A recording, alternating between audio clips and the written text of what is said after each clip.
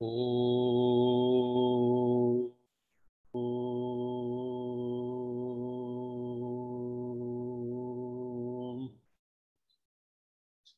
शांति।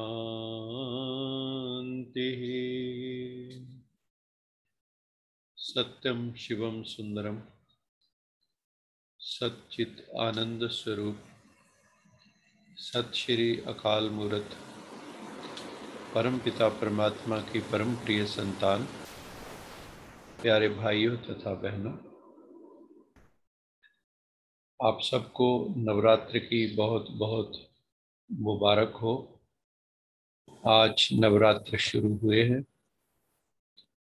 नवरात्र का पर्व जो है बहुत ही इम्पोर्टेंट है। ये साल में जो मुख्यतः 2 बार आता है, वैसे 4 बार बताते हैं, लेकिन ये सीजनल चेंज पे आता है। इसकी हेल्थ के एंगल से भी बड़ी इम्पोर्टेंस है कि ये हम जो नेक्स्ट सीजन आता है उसके संधि काल पे होता है ये। तो इस वक्त हम अपने आप को, जो आने वाला सीजन है, जैसे शारदीय सर्दी के नवरात्र हैं, हम सर्दी के लिए अपने को तैयार करते हैं। उसमें ज़्यादातर उनको, जो ऋषि मुनियों ने देखा कि अपनी बॉडी को सेट करने के लिए हमें जो है अन्न जो है कई बिल्कुल छोड़ देते हैं, लहसुन प्याज बिल्कुल छोड़ देते हैं, और बड़ा एक पवित्र सा वातावरण होता है। देवी का मतलब ही होता है दैवी शक्तियां जो हमारे भीतर भी हैं उनका जागरण करना। अगर कोई व्यक्ति 9 दिन तक अन्न ग्रहण नहीं करता और फास्टिंग करता है, या किसी एक चीज पे रहता है, कोई नींबू पानी शहद पे, लाइम वाटर हनी पे रहते हैं, कोई जो है फलों पे रहता है, कोई फलों के रस पे रहता है, तो इस तरह से ये सब अपने शरीर को तैयार करना होता है। भारत के जो प्रधानमंत्री हैं मोदी जी, वो भी पूरे नवरात्र रखते हैं। तो ये एक तरह से तैयारी होती है आने वाले जो सीजन है, जैसे विंटर सीजन, ये मार्च में होता है, मार्च अप्रैल, या इसमें होता है सितंबर अक्टूबर में। तो आज हम अभी मेडिटेशन करेंगे, फिर प्रश्नोत्तर सेशन भी है। आज हमारे आदरणीय बिंदु गर्ग जी भी अपना अनुभव सुनाएंगे, और हम भगवान के महावाक्य भी सुनेंगे, और एक गीत भी सुनेंगे देवी से संबंधित। यश जी हमें एक भजन भी सुनाएंगे। तो अभी हम 10 मिनट के लिए मेडिटेशन में चलते हैं। सभी अपने को भ्रिकुटी में ले आए।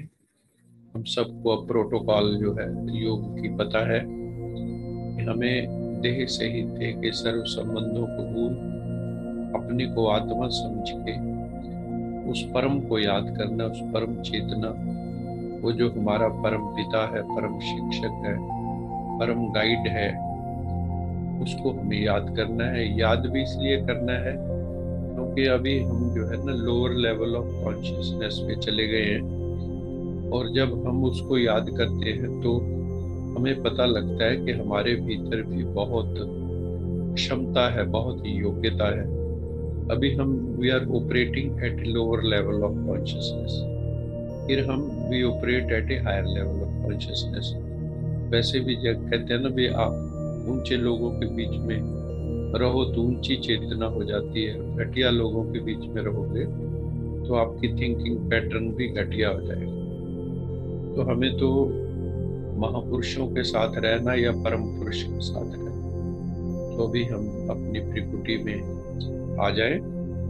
यहाँ पर जहाँ अपने आप अपना तिलक लगा लें, यहाँ पे भीतर तिलक अविनाशी लगा हुआ है, अंदर एक सितारा बहुत प्यारा चमक रहा है, त्रिकुटी के बीच में चमकता है अजब सितारा। एक अजीब सितारा चमक रहा है जिसको कई महापुरुष माथा देख के आपकी किस्मत बता देते हैं। कहते हैं मस्तक में भाग है, मस्तक में भाग यही है आत्मा, उसके कर्मों के हिसाब से ही भाग होता है। तो उस आत्मा में हम अपने आ जाएं, अपने आप में। वो मेरा अपना रियल सेल्फ है आत्मा। तो अपने रियल सेल्फ में आ जाओ। बहुत सूक्ष्म, बहुत सूक्ष्म, बहुत सूक्ष्म, अणु से भी सूक्ष्म है। मैं इतना बड़ा नहीं हूँ। बिल्कुल अणु से भी सूक्ष्म, एटम से भी सूक्ष्म, एक tiny point of light and might हूँ। बहुत सूक्ष्म लेकिन बहुत शक्तिशाली। जैसे एटम बहुत सूक्ष्म लेकिन बहुत शक्तिशाली। एटम के फिजन से कितना बड़ा विस्फोट होता है, ऐसे ही आत्मा की शक्ति भी अनंत है। उस अनंत शक्ति से हम जो है अपने चेतना को और ऊर्ध्वगामी कर सकते हैं। तो मैं आत्मा हूँ, इस भाव में आ जाए। अति सूक्ष्म सितारा, आज सितारे में रहे जैसे आसमान में सितारा होता है।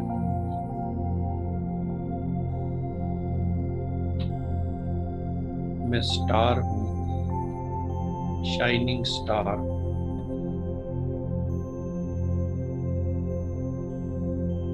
आत्मा को इन आंखों से नहीं देख सकते, क्योंकि वो 5 तत्वों की बनी स्थूल वस्तु नहीं है, बल्कि वो अभौतिक है, नॉन मटेरियल है, वो चैतन्य है। भौतिक अचेतन होता है, अभौतिक चेतन है। तो मैं चैतन्य आत्मा हूँ। मैं शांत स्वरूप आत्मा हूँ। मुझे शांति पसंद है, मुझे साइलेंस पसंद है, मुझे पीस पसंद है। मुझे गहरी नींद क्यों पसंद है? क्योंकि मुझे शांति पसंद है। मुझे रेस्ट चाहिए। मैं शांत स्वरूप आत्मा हूँ। परम पिता परमात्मा शांति के सागर है। परमात्मा भी आत्मा है, लेकिन वो एवर पीसफुल है, एवर प्योर है, एवर पावरफुल है, एवर यूथफुल है, एवर वाइसलेस है। हमारे भीतर बहुत वाइसेस है, विकार है। हमें भी वाइसलेस बनना है। जितना वाइसलेस होंगे उतना वायरलेस कनेक्शन परमात्मा के साथ हमारा सही लगेगा, नहीं तो डिस्टरबेंस आती रहेगी। God is pure consciousness. वो सत्यम शिवम सुंदरम है, सच्चित आनंद स्वरूप है, सच्चिदानंद। हमें भी सच्चिदानंद स्वरूप बनना है। हम सत्यचित तो हैं, लेकिन आनंद नहीं है हर समय। हमें परमानंद में रहना है, विषयानंद से ऊपर उठना है। अभी हम विषयों से आनंद ले रहे हैं, इंद्रियों से आनंद ले रहे हैं। अभी हमें इंद्रियातीत बनना है, परमात्मा से आनंद लेना है। कोई भी भोगों से सुख नहीं लेना है। योग का सुख योग बल में उतरना है। मैं शांत स्वरूप आत्मा, आई में पीसफुल सोल। मुझे हर हाल में पीसफुल रहना है, शांत रहना है। Absolute peace, no disturbance, no tension, no stress, no anxiety, no worry, total freedom. अगर हम शांत रहेंगे, टोटल फ्रीडम में रहेंगे, एब्सोल्यूट फ्रीडम में रहेंगे।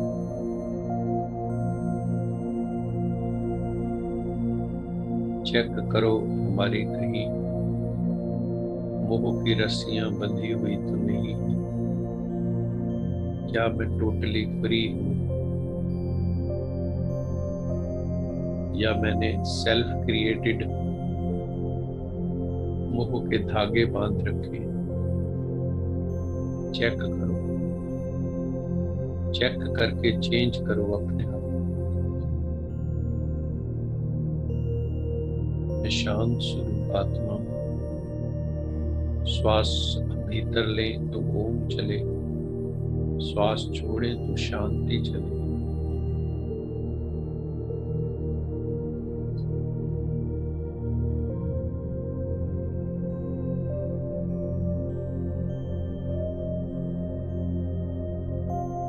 मस्तक में सितारा चमक रहा है। मैं अपने श्वासों का भी साक्षी हूँ। I am witness to the breathing.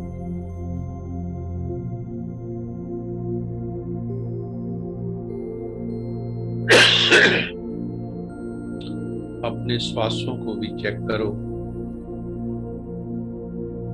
अपने मन के थॉट्स को भी देखो, उसके भी विटनेस बन जाओ।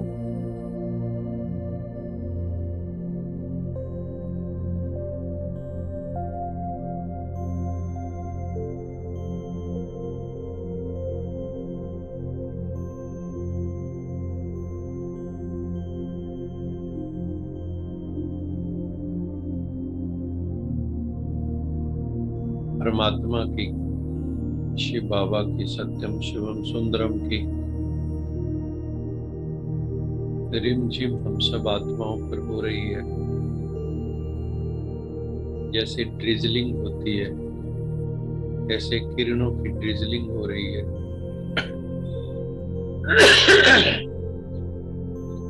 बहुत आनंद की अनुभूति हो रही है।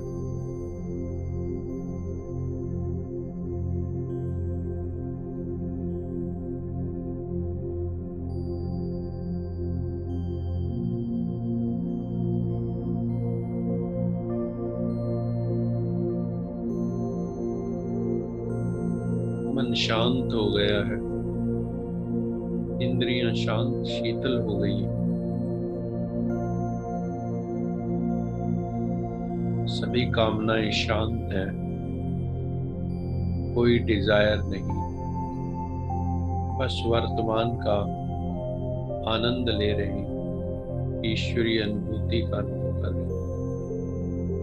ईश्वरीय किरणें बहुत ही सूक्ष्म हैं। जितनी बुद्धि सूक्ष्म होगी,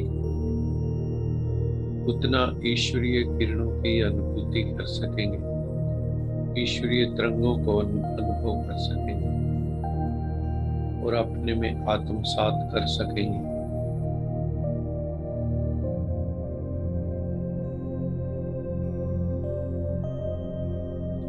हम सभी इसी भाव में बैठे रहें। अभी यश जी को निवेदन करते हैं कि हमें नवरात्र से संबंधित देवी माता के उपलक्ष्य में एक भजन सुनाएं। यश जी।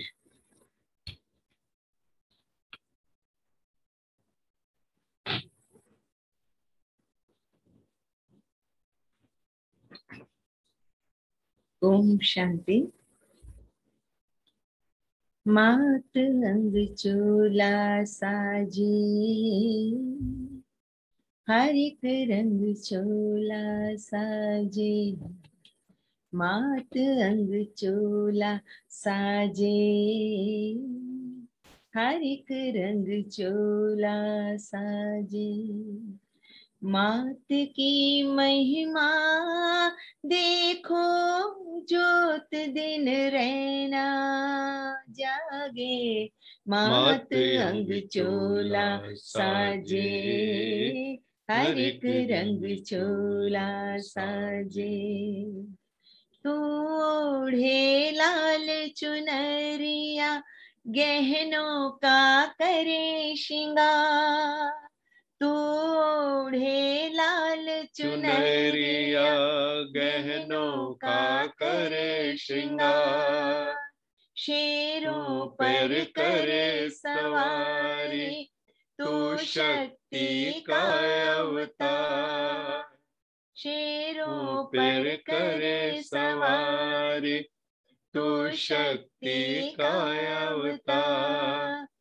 तेरे तेज भरे दो नैना, तेरे अधरों पर मुस्कान। तेरे तेज भरे दो नैना, तेरे अधरों पर मुस्कान।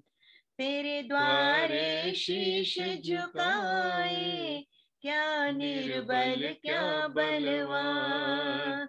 तेरे ही नाम कमाता जगत में डंका बाजे, मात अंग चोला साजे, हर एक रंग चोला साजे।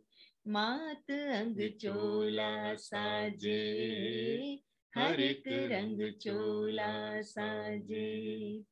मात की महिमा देखो, ज्योत दिन रहना जागे, मात अंग चोला साजे, हर एक रंग चोला साजे। ऊंचा है मंदिर तेरा, ऊंचा तेरा स्थान।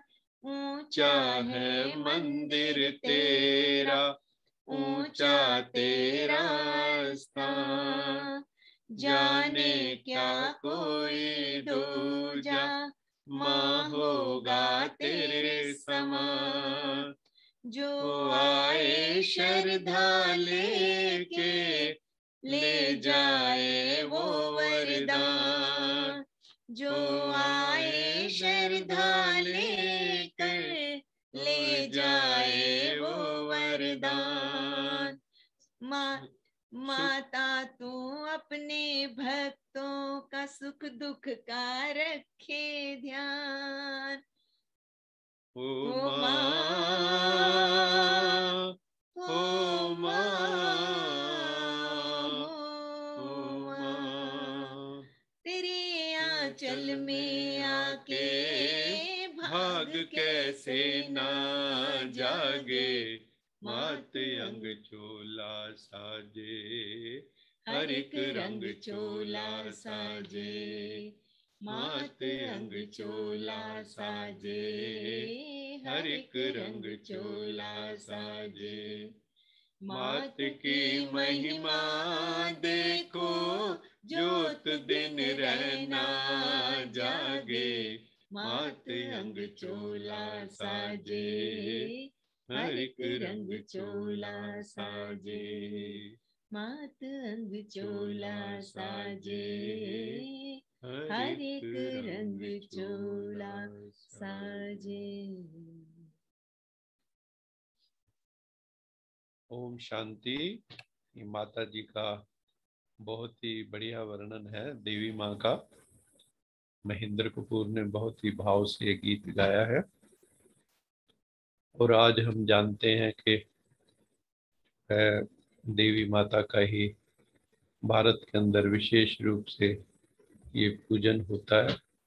एक्चुअली क्या है कि ये एम्पावरमेंट ऑफ वीमेन के ऊपर है कि भारत के अंदर जो है नारियों की भी, खास करके यहाँ तो देखो छोटी नन्ही कुमारियों की भी एम्पावरमेंट की बात हो रही है।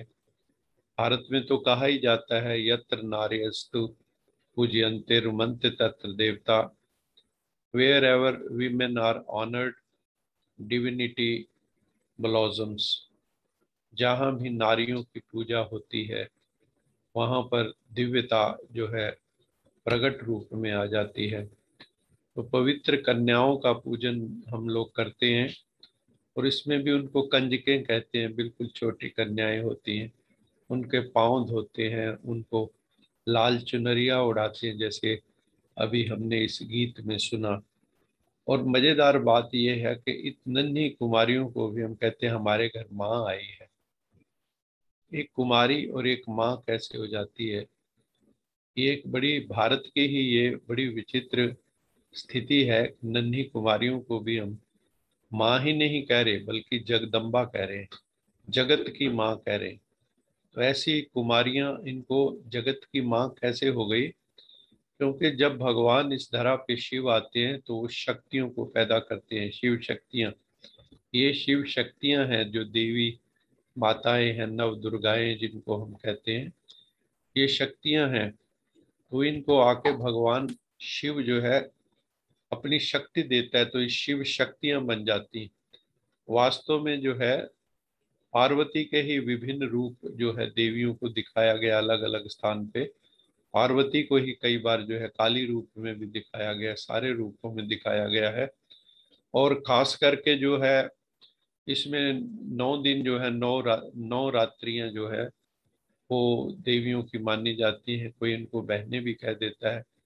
पहला जो होता है, जैसे आज है फर्स्ट नवरात्र, तो ये शैल पुत्री का होता है। शैल पुत्री का मतलब पहाड़ की पुत्री। पहाड़, शैल मैंने पर्वत होता है, तो जो चट्टान की तरह जिसका निश्चय है वो है शैल पुत्री। और दूसरा कल जो है वो ब्रह्मचारिणी का होगा।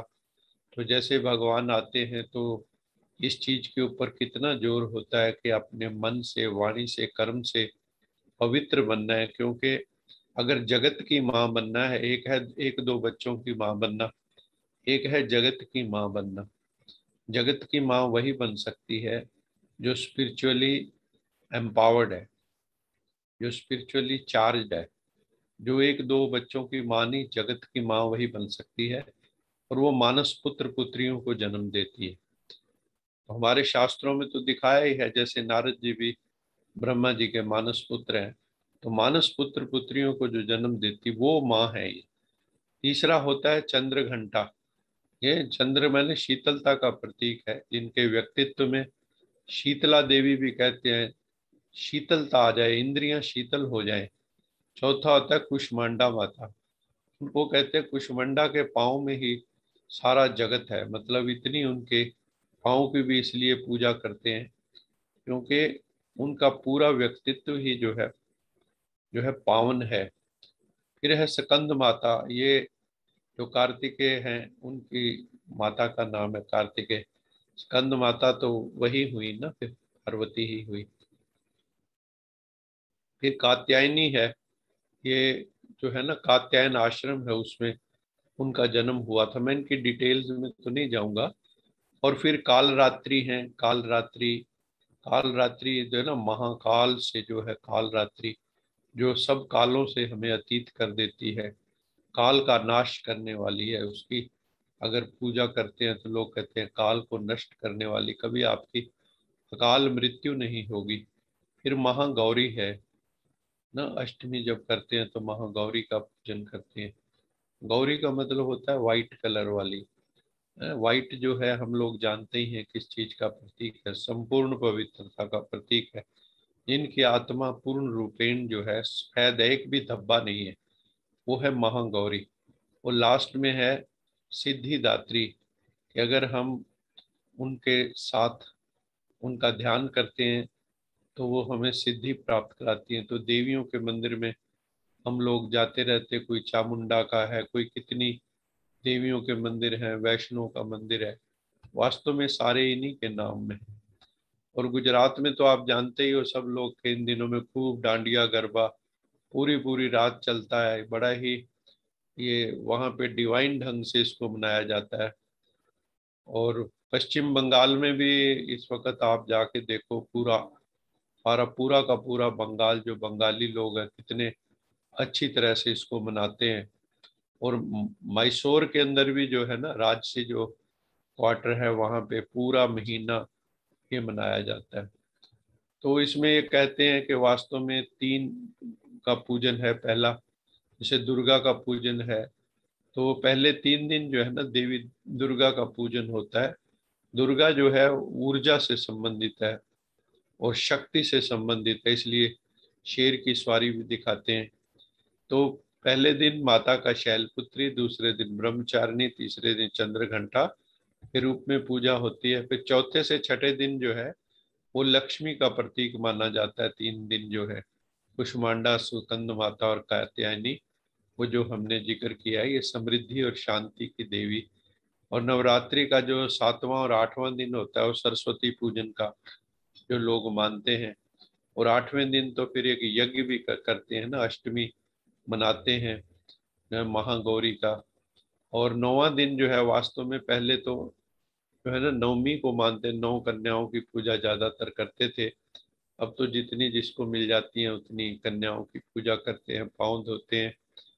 और ये उनके एक्चुअली कन्याओं का कितना सम्मान है भारत में, जो पवित्रता है, जो ब्रह्मचारिणी है, उनकी कितनी पूजा है, ये दिखाया गया है। और इसमें ये ऐसी कन्याएं ही जगदम्बा हो सकती हैं। अगर हम अपना ब्रह्मा कुमार कुमारियों, जो कुमारियां हैं, उनका जीवन देखें तो भगवान शिव से शक्ति लेकर वो सारे जगत की अम्बा बनने का एक कार्य कर रही हैं। और दिखाते भी हैं दुर्गा को जो है महिषासुर मर्दनी है, कि महिषासुर जो राक्षस होता है, जो स्वर्ग तक भी पहुंच जाता है, तो देवताएं सब मिलके ऐसा बताते हैं कि अपना अपना एक अंश जो है देते हैं, जिससे दुर्गा की उत्पत्ति होती है। और 9 दिन तक वो युद्ध चलता है। और 9वें दिन जो है महिषासुर जो राक्षस है, महिष का मतलब भैंस होता है, मतलब जो भैंस जैसी बुद्धि वाला बन गया था, उसका नाश करने वाली।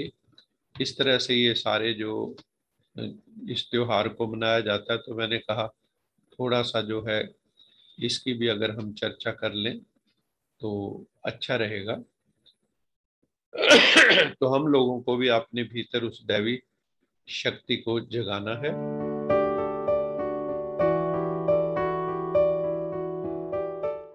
और अभी मैं जो है बिंदु बहन को निवेदन करता हूँ कि उनका जो है अनम्यूट कर दें, वो अपना थोड़ा अनुभव सुनाना चाहते हैं, उसके बाद प्रश्न उत्तर करेंगे, फिर ईश्वरीय महावाक्य। बिंदु बहन। ओम शांति। ओम शांति। थोड़ी सी आवाज ऊंची रखें। हाँ जी। ओम शांति। ओम शांति। अभी आपसे जुड़े हुए कुछ ही समय हुआ है, तो मैं कुछ अपने अनुभव आपको सुनाना चाहती हूँ। जरूर। मैं एक साधारण गृहिणी हूँ जी और मन में एक बात सदा ये रहती थी कि मैं कुछ कर नहीं पाई जीवन जी में, पढ़ने लिखने के बावजूद अच्छी, मतलब घर की ऐसी परिस्थितियां कि बाहर में जा नहीं पाई जॉब करने के लिए। मन में ये एक टीस रहती थी। पर घर के गृहस्थ जीवन के और निर्वाह करते हुए जब बच्चे अब बड़े हो गए तो मन में, अब मैं खाली हो गई तो मन में विचार है अब क्या करूं मैं। जी जी। तो मैं योग में जाने लगी। वहां पे अष्टांग योग की साधना कराई जाती है, जो राजयोग का ही अंग है। हाँ जी। और मन मन उसमें रमने लगा मेरा। और हर पल मेरे मन में सीखने की इच्छा रहने लगी कि कुछ और सीखूं और सीखूं। और धीरे धीरे सीखना शुरू करा। मन में और प्रेरणा मिलने लगी। शायद यहीं से सेवा का थोड़ा सा मन में भाव आने लगा।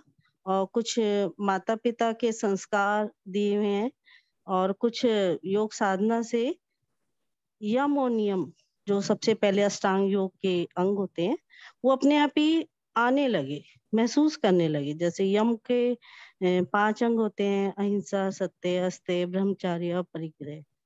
तो ये अपने आप ही जीवन में आने लगे। नियम, सोच, संतोष, स्वाध्याय और ईश्वर प्रणाम, इसी पे हमारा सारी साधना होती है। जी पर फिर भी कुछ खालीपन था, समझ में नहीं आता था। मतलब ये खाली एक शब्द रूप में सुनने को मिलते थे, वो महसूस करने की असली इनका अर्थ क्या है वो समझ में अभी नहीं आने लगा। ध्यान में मन तो लगने लगा, पर लक्ष्य मेरा स्पष्ट नहीं होता था, मुझे कहाँ जाना है। कुछ समय से आपसे जुड़ी, कुछ मतलब 2-3 महीने हुए होंगे जी आपसे।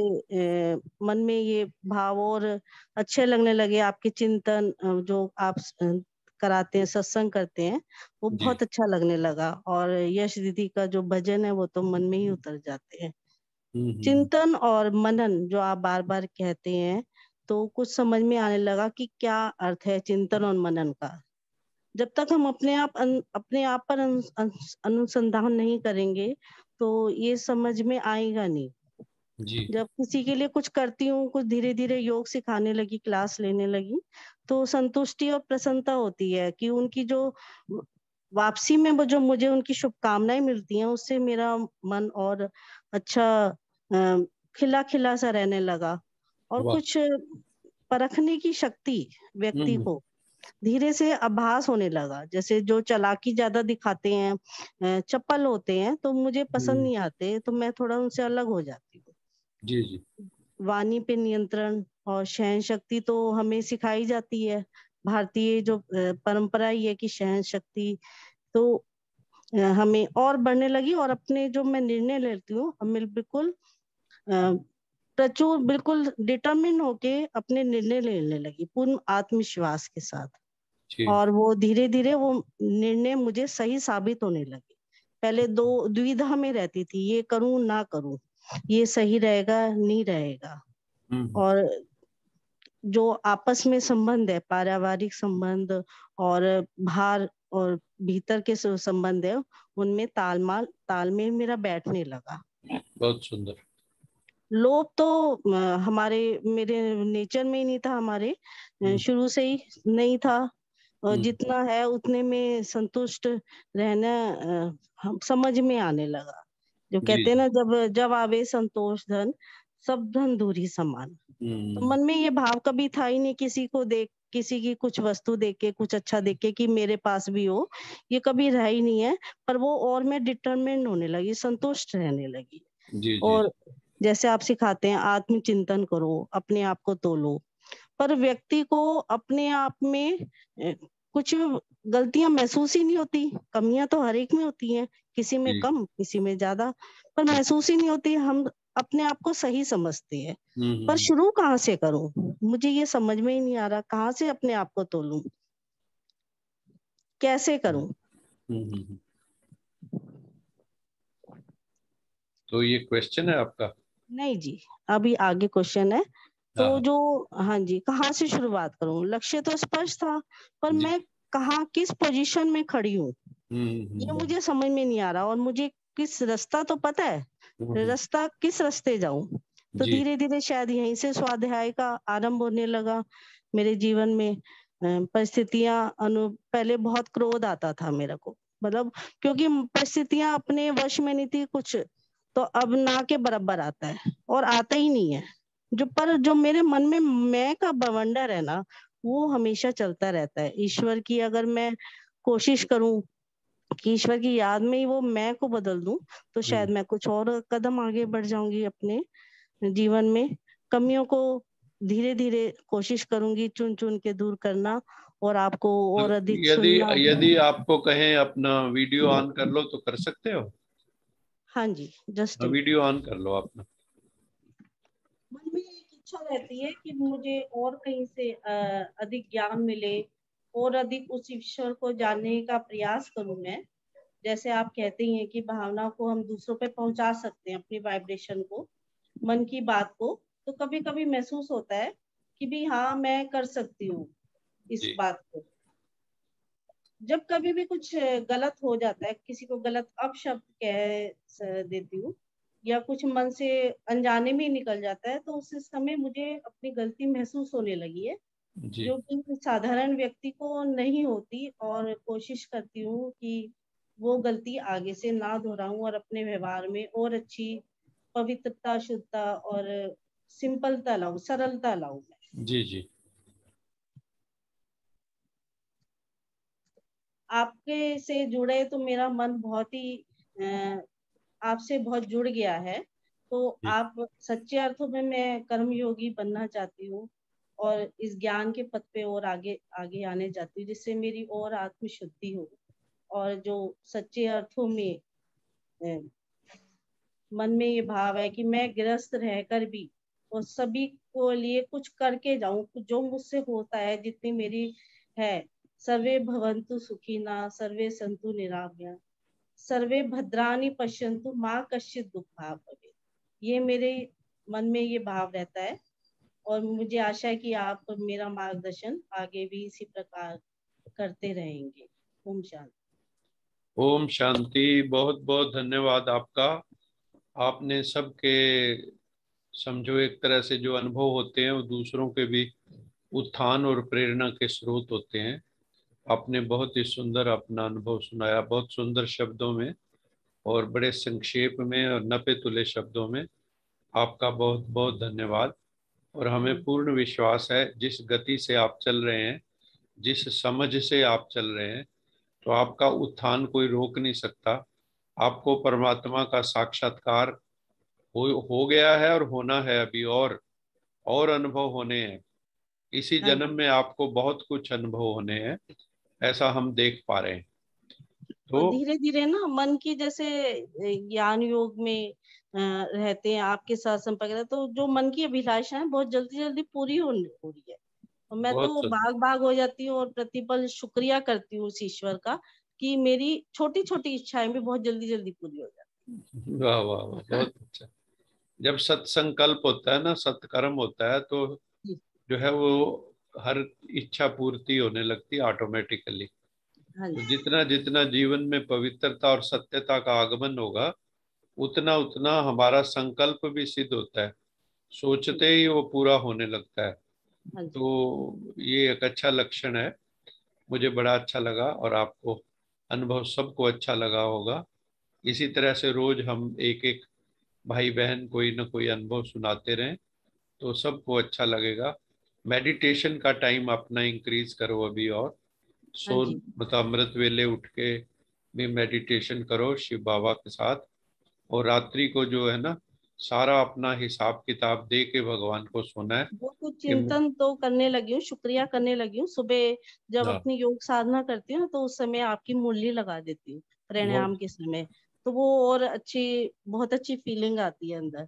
पर जो बहुत गहराई में उतरना है ना, वो अभी संभव नहीं हो पा रहा कि भाई जैसे गहराई में और उतरूं मैं। कोई नहीं, अपना चिंतन करो, कॉपी पेन लेके जो सुनते हो हाँ कोई एक जी। पॉइंट लेके उसके ऊपर मनन चिंतन करना शुरू करो, हाँ तो जी। फिर वो पॉइंट आपके जीवन का हिस्सा बन जाएगा। जी।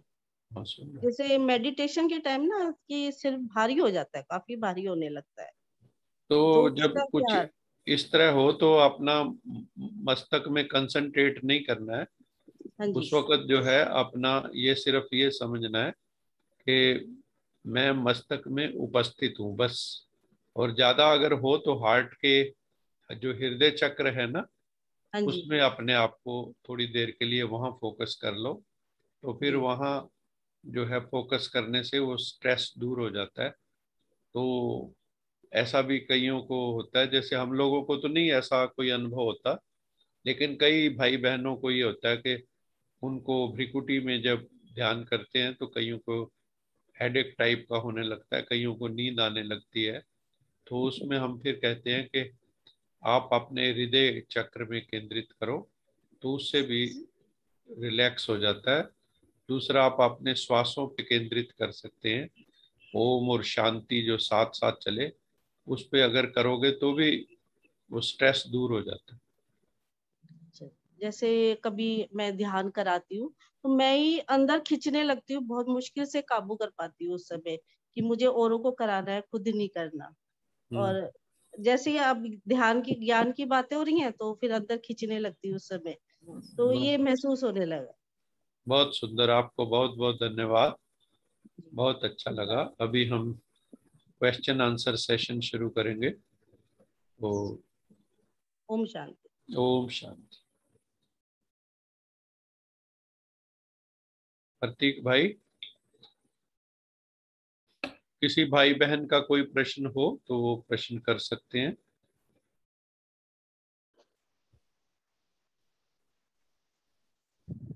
ओम शांति सर, मैं निशी। ओम शांति जी। हाँ भाई जी, अभी मैंने ये सुना इनका, इंदु जी, इंदु बहन ने जो सुनाया बताया, बहुत बिंदु। अच्छा, बहुत अच्छा, बहुत बारीकियों से भरा हुआ इनके अनुभव रहे हैं। जी। इन्होंने बीच बीच में ये बताया कि जैसे इन्होंने योग सिखाना शुरू किया तो हम्म, सबकी शुभकामनाएं मिलने लगी, सबसे मिलने लगे, सब इनके लिए दुआएं करने लगे, तो ये खुश होने लगी और इनकी और इच्छा होती है कि ये हम्म, और इनको मिले। जी जी जी। तो ये क्या स्वाभाविक है या अभी भी ये हमारी अंदर से इच्छा जीवित है कि ऐसा हमें है, कुछ मिले? अभी कुछ लेने की इच्छा अभी भी है या ये नेचुरल है? देखो ये वैसे तो जो आपने अपने आप ही उत्तर दे दिया ये नेचुरल है। जब तक हम अपनी जो हमारे स्वरूप की प्रकाष्ठा है, जी जो स्वरूप का शिखर है, हाँ जी जैसे हिमालय का शिखर है, जब तक हाँ वहां जाके झंडा नहीं लहराएंगे हम, तब तक अंदर जो है ना वो लगा रहेगा भी हम पहुंचे नहीं है।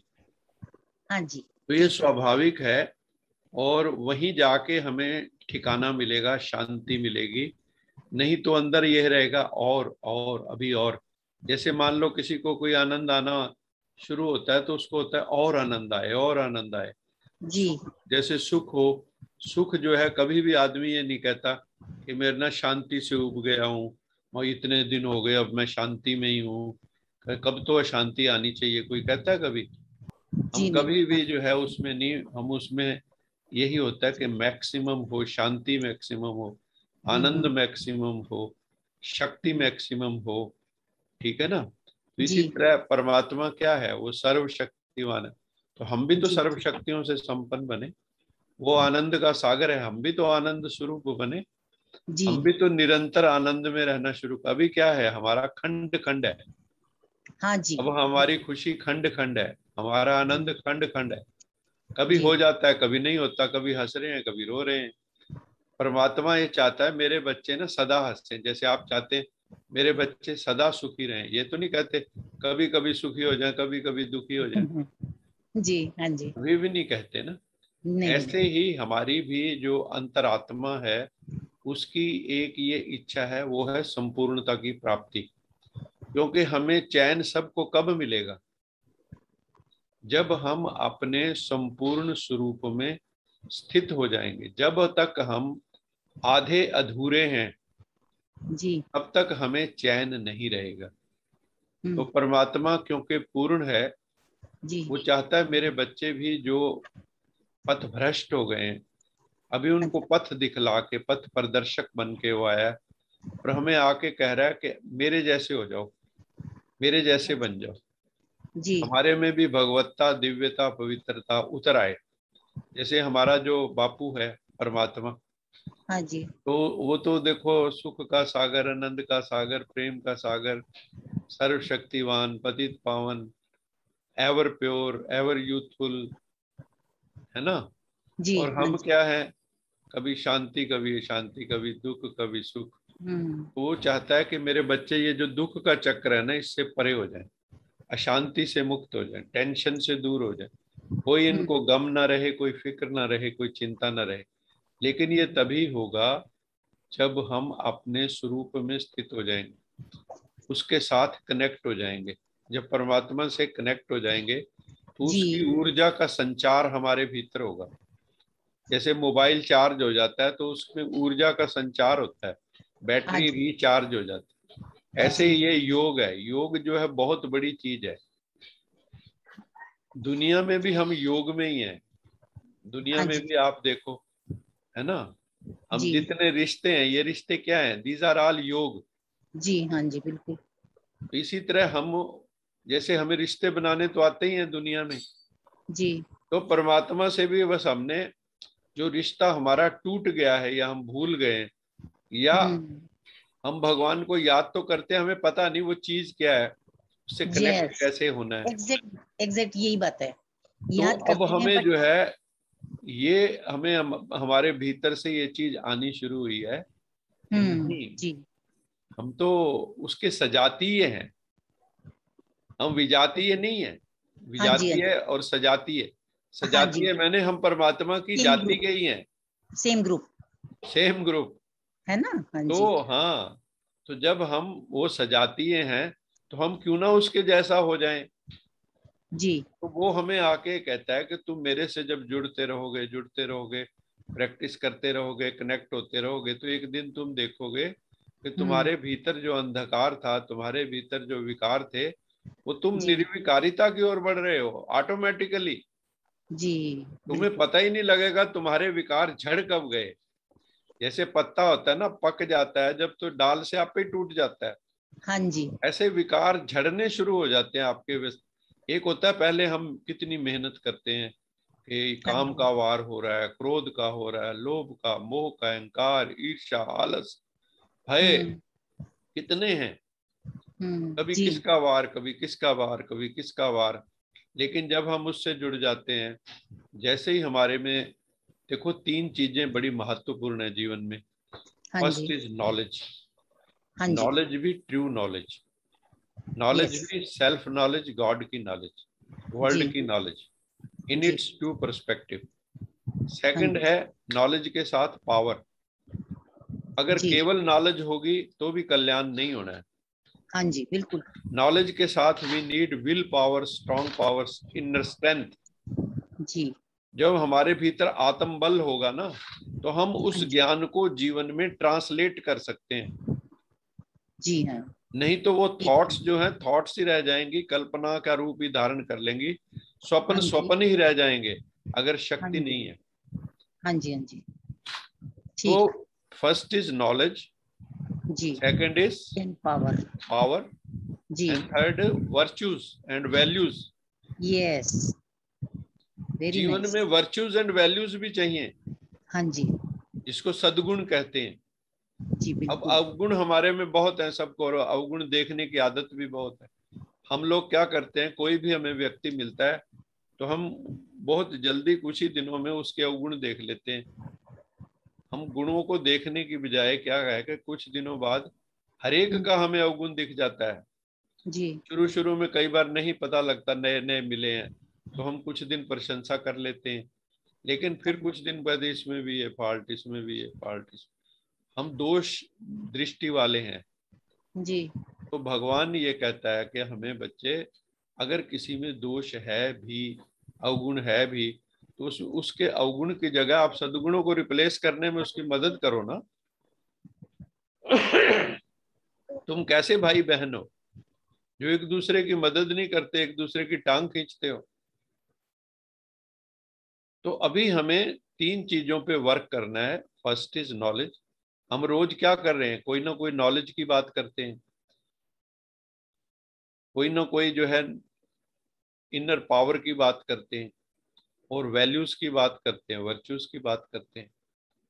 तो जब ये हमारे जीवन में ये सारी चीजें आ जाती हैं तो हमारे जीवन में परफेक्शन उतरने लगती है। और आपका जो क्वेश्चन था कि हम परफेक्शन की तरफ फिर उतर आते हैं।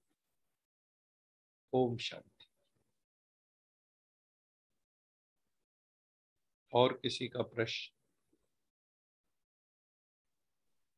सर एक प्रश्न है। जब हम स्पिरिचुअलिटी में ज्ञान मार्ग पे नए नए चलते हैं तो कई बार हम उसमें भी डिजायर्स रखने लग जाते हैं कि हमें पर्टिकुलर अनुभव हो या कुछ ना कुछ ऐसा फील हो जो कि एक्चुअली अपने टाइम पर ही होता है। तो ऐसे में कई बार थोड़ी निराशा भी आती है, तो इन सब चीजों से कैसे बचें? देखो, एक ना बहुत बड़ा गुण है, वो है धैर्यता। हर चीज अपने टाइम पे होती है। माली सींचे सो घड़ा, ऋतु आए फल होए। जब तक हमारे में धैर्यता नहीं है, बच्चा भी होने में 9 मंथ लग जाते हैं। जेस्टेशन पीरियड है हर चीज का। समझ में आ रही? तो हम क्या करते हैं, हम बहुत, जिसको कहते हैं ना, बेचैन है, बहुत जल्दी उतावलापन है हमारे में, एंक्शसनेस, कि फटाफट हो फटाफट। ऐसा नहीं होता है। हर चीज को पहले समझो अच्छे से, उसको अनुभव करना शुरू करो, और धीरे धीरे धीरे धीरे जैसे हमारी स्थिति इंप्रूव होनी शुरू होगी, क्योंकि ऐसा तो है नहीं कि हमें जैसे पता लगा और हम एकदम जो है परफेक्शन में पहुंच गए। वो यात्रा है, हर एक की इंडिविजुअल यात्रा है। उसमें जल्दबाजी नहीं करनी चाहिए। हर चीज में एक समय लगता है, और वो हमें ध्यान रखना चाहिए, क्योंकि अगर हम उतावलापन करेंगे तो छोड़ने में भी उतावलापन करेंगे, क्योंकि वो हमारा संस्कार होगा कि अगर नहीं हुआ तो छोड़ के चले गए। फिर कहीं मान लो जाते हैं, वहां पे भी वही संस्कार हमारा काम करेगा, जल्दबाजी वाला। तो हम फिर कहीं के नहीं रहते। तो अनंत धैर्य चाहिए। बताते हैं ना कि कोई जा रहा था तो दो लोग तपस्या कर रहे थे रास्ते में, तो उन्होंने पूछा भी आप कहाँ जा रहे हो? उन्होंने कहा मैं भगवान के पास जा रहा हूँ। तो उन्होंने कहा भी आप पूछ के आना कि आप हमें जो है कब मिलोगे, कब दर्शन दोगे। तो जो है वो जब वो वापस आए मिलके तो उन्होंने कहा भी हमारा प्रश्न भगवान जी से पूछा था? उन्होंने कहा हाँ पूछा था। तो पहले ने कहा मेरे बारे में क्या कहा? उन्होंने कहा भी इसको तो भी 10 जन्म लग जाएंगे। तो अच्छा 10 जन्म? दूसरे ने कहा मेरे क्या बताए? दूसरा जो है वो उसको बताया कि जिस वृक्ष के नीचे तुम तपस्या कर रहे हो इसके जितने पत्ते हैं ना इतने जन्म लगेंगे अभी, ऐसा मतलब कथा में आता है। उसने डांस करना शुरू कर दिया और जो पहले वाला था वो तो उठ के चल दिया, कहता है 10 जन्म कौन वेट करे। और दूसरे वाले ने कहा कि भगवान ने ये तो कहा ना मुझे मिलेंगे, मैं इतने जन्म भी तपस्या करने को तैयार हूं। तो ये होता है धैर्य। और जैसे ही ये हो आप कोई इतना धैर्य रख लेता है ना, तो एक और मजेदार घटना है। जैसे ही आप ऐसा धैर्य रखते हो तो फिर भगवान देखता है यार ये तो बहुत बढ़िया आदमी है, ये अनंत धैर्य के लिए तैयार हो गया। तो वो फिर उसी वक्त प्रकट हो जाता है उसके सामने। तो अगर हम अनंत धैर्य के लिए तैयार हैं तो परमात्मा इसी क्षण मिल जाता है। और अगर हम कहेंगे उतावलापन मचाएंगे तो वो उतावलापन ही हमें अनुभव नहीं होने देगा, वो एंजाइटी का रूप धारण कर लेगा। तो इसलिए स्पिरिचुअलिटी के मार्ग पे हर जगह वास्तव में जिंदगी का ये सिद्धांत है। अगर किसी बच्चे को बचपन में कहो कि तुम्हें जो है ना एमए की डिग्री लेने में 16 साल लग जाएंगे, वहां वहां भी तो एक एक साल करके हम धीरे धीरे आगे बढ़ते जाते हैं, क्लास ट्रांसफर होती जाती है। ऐसे ही अगर किसी को शुरू में ये कह दोगे तो वो फिर बड़ा मुश्किल हो जाता है। तो इसलिए शॉर्ट टर्म लॉन्ग टर्म हम सोचते हैं, तो छोटे छोटे हम पहले अपना पुरुषार्थ तो ईमानदारी से करना शुरू करें। तो जितना ईमानदारी से पुरुषार्थ होगा, हम ईश्वर की मत पे जितना ईमानदारी से चलेंगे, तो वो भी देखता है कि यार ये जो मैं बताता हूँ ये तो बड़ा ईमानदारी से उस पर चलता है। तो वो माँ बाप वो खुश होते हैं जिनका बच्चा आज्ञाकारी होता है। तो फिर वो भी उनको अनुभव कराना शुरू करता है। और अगर कोई भगवान के साथ सोचता है कि मैं तो भगवान को भी जो है वो चला लूंगा, तो भगवान तो चतुर सुजान है, उसको कोई चला नहीं सकता, भोला बन जाता है। लेकिन भोले के साथ हम उसको भोला भाला कहते हैं। तो भोलों के साथ भोला है और जो तिरछे वाले हैं उनके साथ भाला भी है। तो भगवान का जो रूप है भोला भाला, हमने भोले वाले जो हम भोले बन जाते हैं और अपनी चतुराई छोड़ के और उसके कथन पे चलते हैं, अपनी बुद्धि को जो है हमने बुद्धि अपनी पे तो चल के देख लिया, मन पे चल के देख लिया, मनमत पे चल के देख लिया, परमत पे चल के देख लिया, और तरह की कई शास्त्र मत वगैरह पे चल के देख लिया। अब ईश्वर की मत पे चलना है, डायरेक्ट जो ईश्वर की मत मिल रही है, और उसको ईमानदारी से आज्ञाकार वफादार ईमानदार बन के जब हम चलेंगे तो बहुत जल्दी अनुभव होने शुरू हो जाते हैं। शर्त यही है कि एक तो धैर्य हो और एक परमात्मा की जो श्रीमत है उसका इन टोटो हम एक्सेप्टेंस करें और उस पर चलें, तो फिर मौज बन जाएगी। अनुभव क्या, अनुभव का भंडार हो जाएगा। आप अनुभव खुद नहीं करोगे, आपसे लोगों को अनुभव होंगे। आप जो है ना छोटे गार्ड बन जाते हो, फिर आपके द्वारा अनुभव होने शुरू, आपके द्वारा प्रत्यक्षता होनी शुरू। God is reflected through you, you become the mirror. तो परमात्मा का जो है ना प्रतिनिधि बन जाते हो, रिप्रेजेंटेटिव ऑफ गॉड। इसलिए धैर्य को धारण करो और श्रीमत पर चलो। तो अनुभव ना हो ये हो नहीं सकता, ये असंभव है। Om Shanti. Thank you so much, sir. Wonderful explanation. Thank you, sir. अभी मेरे को लगता है टाइम हो गया है, अभी हम मुरली के लिए 2-3 मिनट मुरली जो है, तो आज का मुरली में बाबा ने कहा था, जैसे किसी बड़े के हाथ में हाथ होता है तो स्थिति बेफिक्र या निश्चिंत रहती है। जैसे छोटा बच्चा अपने फादर के साथ हो, उसके हाथ में हाथ हो, तो बच्चा कितना निश्चिंत होता है, हंसता हंसता। मेला भी देखने जाएगा तो भी बड़ा अच्छा उसको अनुभव होता है, लेकिन जैसे ही हाथ छूट जाता है तो मेला झमेला बन जाता है। ऐसे ही ये संसार का मेला हम देख रहे हैं, इसमें अगर उसका हाथ पकड़ के रखेंगे प्रभु पिता का, तो हम बड़ा आनंद से इस मेले में आनंद लेके इस मेले को देख सकते हैं। तो बाबा ने वही कहा कि अगर बड़े के हाथ में हाथ होता है तो स्थिति बेफिक्र निश्चिंत होती है। ऐसे हर कर्म में यही समझना चाहिए कि शिव पिता मेरे साथ भी हैं और हमारे इस अलौकिक जीवन का हाथ उनके हाथ में है, अर्थात जीवन उनके हवाले है। जीवन की नैया कर दे प्रभु के हवाले, तो जिम्मेवारी भी फिर उनकी हो जाती है। जो छोटा बच्चा होता है पूरी जिम्मेवारी माँ बाप के ऊपर होती है, उसकी सुरक्षा की जिम्मेवारी, उसकी खान पान की जिम्मेवारी। लेकिन हम अगर जब बन जाते बड़े हो जाते हैं तो सोचते हैं हमें किसी की जरूरत नहीं है, फिर सिर्फ इमरजेंसी में ही माँ बाप के पास जाते हैं। तो बाबा कहता है अगर सभी बोझ जो है परमात्मा को सौंप दोगे तो खुद हल्के हो जाओगे। और हल्के हो जाओगे कैसे? जब बाप का हाथ और साथ होगा। इसलिए प्रभु पिता का हमें कभी भी अकेले नहीं समझो। Never think you are alone, God is always with me. और जिनके साथ परमात्मा है बुद्धि से, बुद्धि का साथ है ये, तो वो फिर आनंद में रहते हैं, मौज में रहते हैं, खुशी में रहते हैं।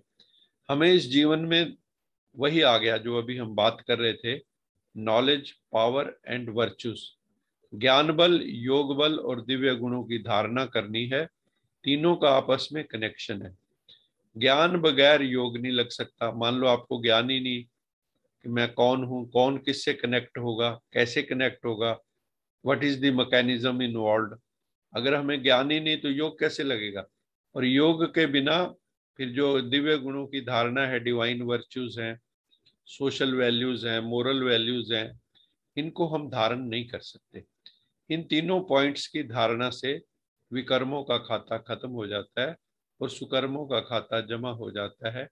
इसी को कहते हैं गॉडली लाइफ, ईश्वरीय जीवन।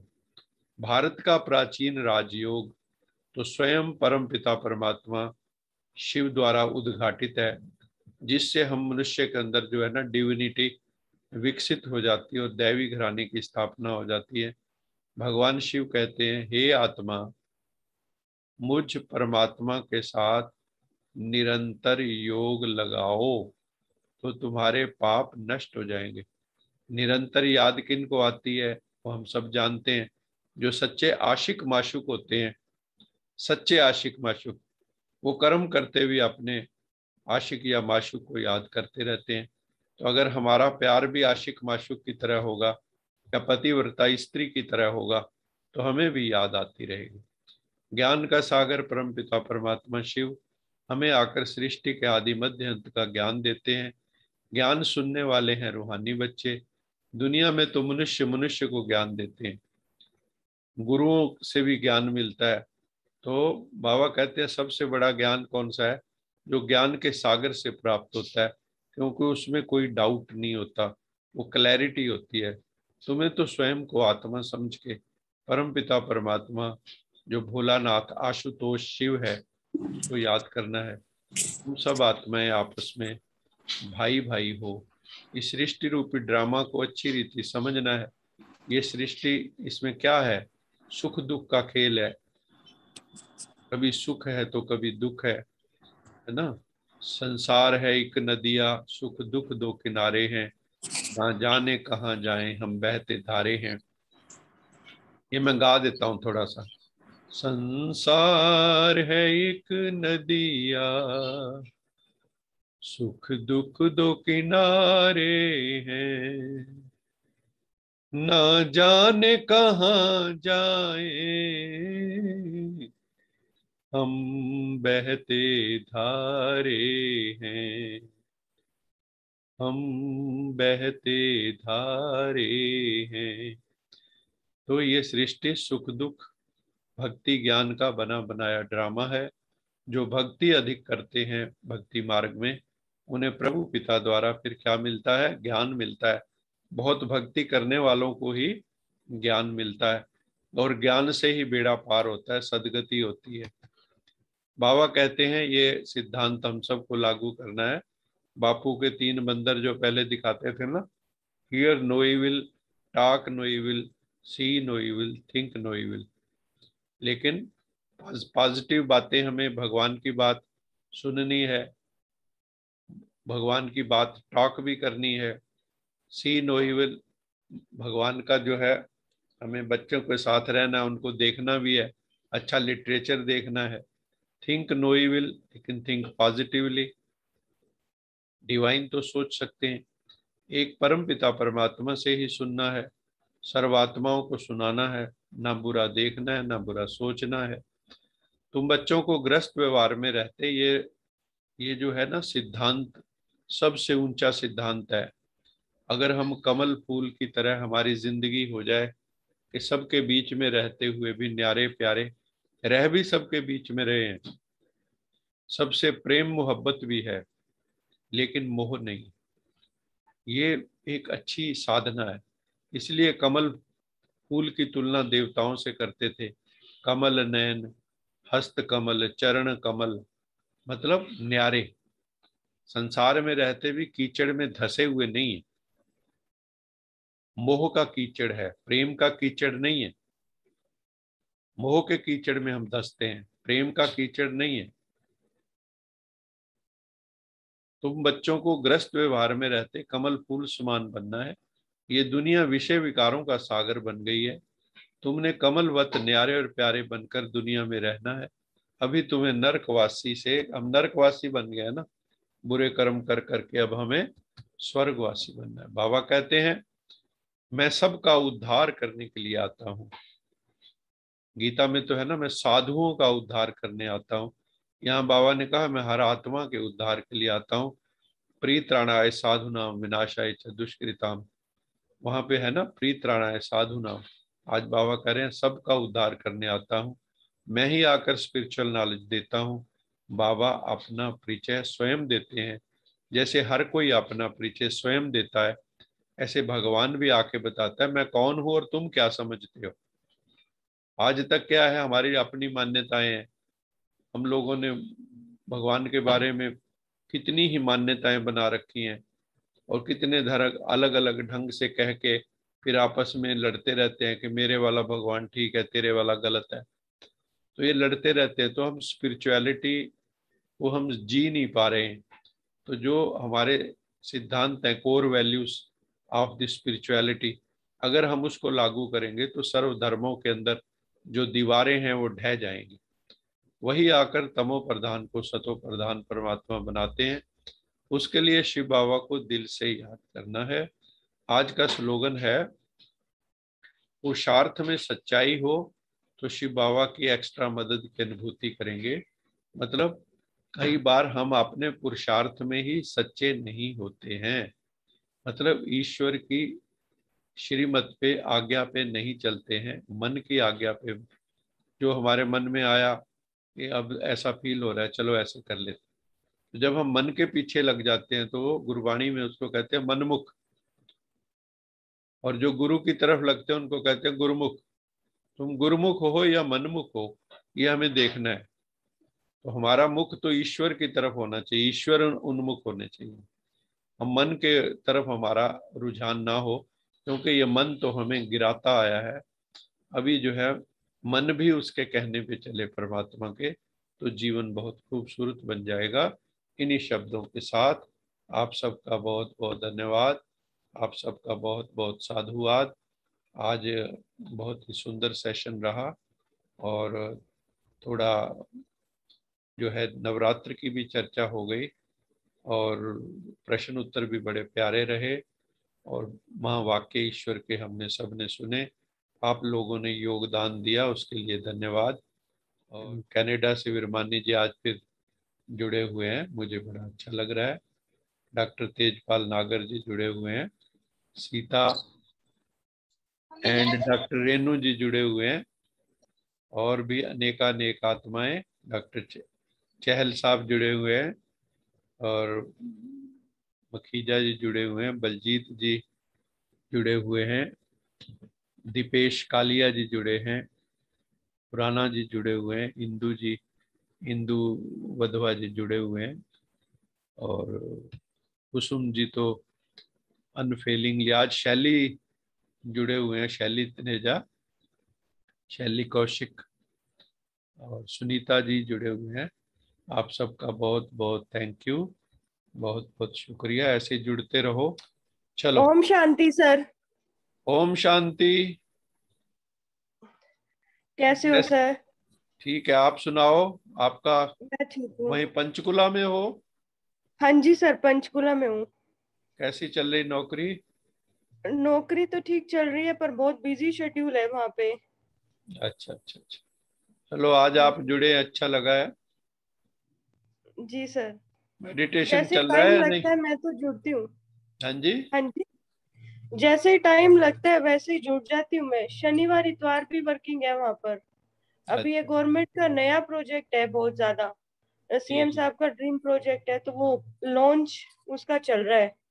इसी जी। चक्कर में हम लोगों को शनिवार इतवार को भी काम करना पड़ता है। चलो कोई नहीं, लेकिन बाबा को जो है ना मेडिटेशन जरूर करते रहना, नहीं तो धीरे जी धीरे सर। अंदर फिर वीकनेस आने लगती है। तो हाँ जी।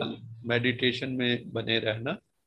तो बड़ा अच्छा लगा आप जुड़े, तो किसी दिन आपका अनुभव भी सुनेंगे हाँ जब जी, कुछ दिन साधना कर लोगे। ठीक है। Okay, Om Shanti, God bless you all. सबका बहुत बहुत धन्यवाद। ओम शांति।